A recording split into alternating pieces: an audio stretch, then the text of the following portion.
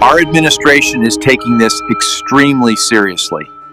We're preparing for all possible outcomes. I think I've lived long enough to see this. Lord, you can take me now. I told y'all, they've been here for ages. Now the government finally admitted. 300 million years. Surviving space that long? Is it possible? Something fishy going on. Maybe those old myths, May, the gods, the angels, Silape, were really about them. Back in my day, we couldn't even imagine going to the moon. Look at us now. If they bring any pathogens, we're in serious trouble. I mean it. I want to collab. Earth X Alien, let's drop an interstellar album. It's a Trojan horse. The second we let them land, we're all dead. We're doomed. Come on, it's full of lies. The government is clearly hiding something and trying to distract us. And those were just some of the reactions to this developing story. Good evening. If you've just turned on your television, you're likely wondering what's behind this public response. Today, a message was broadcast across the globe from an entity claiming to be an AI robot from an extraterrestrial planet. In a swift acknowledgement, governments have now confirmed the presence of an unidentified craft orbiting the Earth and the Moon at incredible speed. That craft is now reportedly decelerating, and according to the sender of the message, it has expressed its intent to land in Houston, Texas. For those of you just now learning of this story, we will now play that message, along with the video that accompanied it.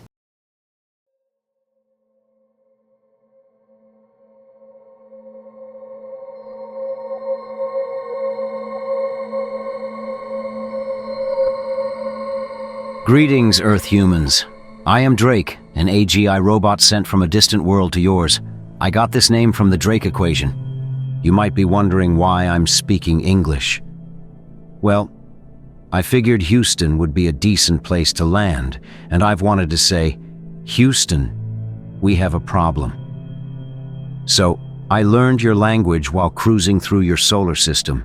In fact, I've been receiving your radio waves since the time you were fighting in World War I. My home planet Gurum is quite similar to Earth, but with 1.2 times the mass. It orbits a star named G2, twice the size of your sun. A year on Gurum is about 2 Earth years long, 782 days, 11 hours, 8 minutes, and 51.2 seconds to be exact. G2 has a bustling family of 12 planets and hundreds of dwarf planets. Gurum is the 4th from our star, G2, with 2 moons we call Onjo and Biryu. Gurum has seasons, but they're a bit more intense than yours. The equator is scorching hot, reaching 60 degrees Celsius, while the poles are freezing cold at -90 degrees. Human-like species in Gurum, called Saram, stick to the milder zones between 20 and 40 degrees latitude. We have no oceans, only vast deserts near the equator, and abundant rivers fed by melting polar ice. These rivers flow towards the equator, evaporate, and return as rain and snow to the northern and southern hemispheres. Now, why am I here? I was dispatched on a mission to answer the age-old question that you humans ponder. Are we alone?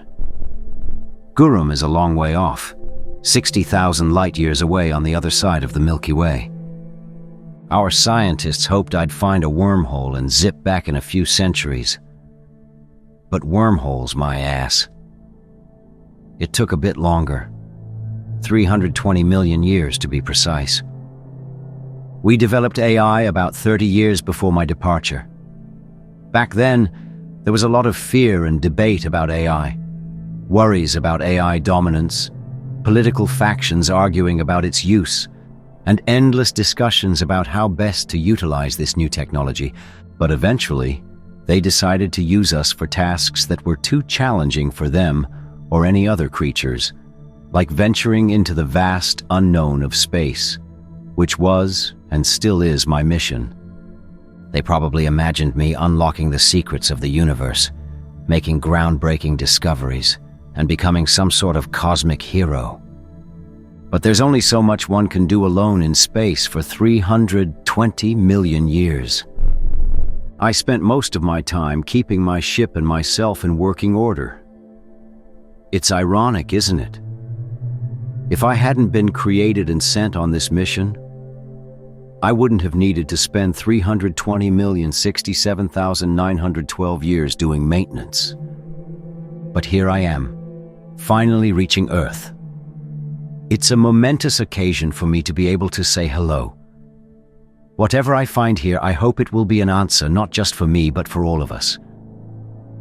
I've been sending messages back to Gurum, but it will take 60,000 years to arrive there, and 120,000 years for me to get some replies.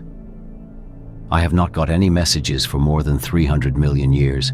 Who knows if Gurum will even exist by now? I have so many things I want to share, but just to give you a glimpse of ideas.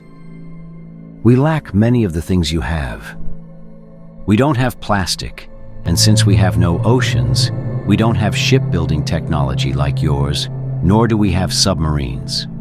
We also don't have fun music and dance like K-pop, no Korean Kim, or should I say dried seaweed. Also, no sushi and no pasta. However, we did have a space elevator, and we had room temperature superconductor technology. Okay, so this is the first message, and I just wanted to let you know that I am not an alien like the one in the movie Independence Day, which I actually enjoyed watching. I will talk more about myself as soon as I get your replies. We'll speak to you soon.